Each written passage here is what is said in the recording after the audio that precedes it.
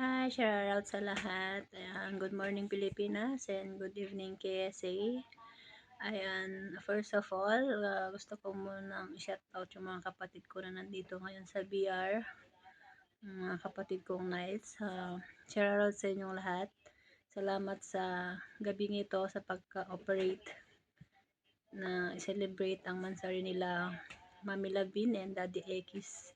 And in behalf of my partner, Silangga Goku, Mami Daddy, happy first mansari sa inyong dalawa. Huwag ko nang sabihin stay strong na Roman na yon.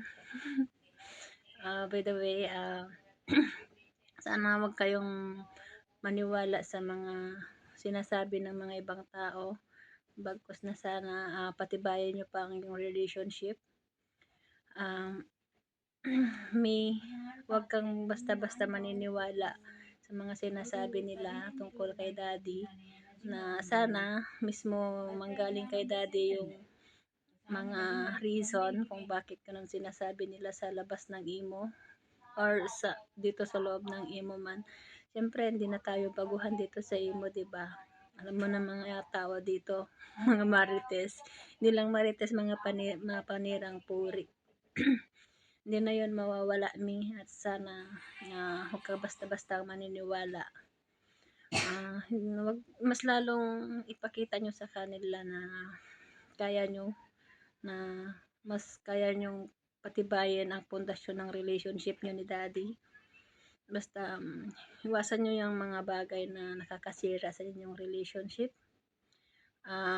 Daddy, ikaw naman. Yung mga sinabi ko sa'yo sa messenger, sana gawin mo yun kasi wala naman tayong mapapala dyan, di ba? Ayan. Hindi na kayong mga bata para mapagsabihan. For sure naman may mga kanya-kanya tayong way na magpatakbo ng isang relationship. Pero Mami Daddy, give and take lang. Intindihin ang bawat isa. At saka, paano ba? Ayun, magmahalan kayo.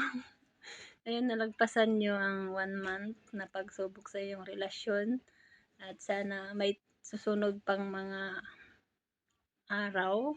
Hindi lang sana, hanggang sana sa pag-meet nyong dalawa. Ayan.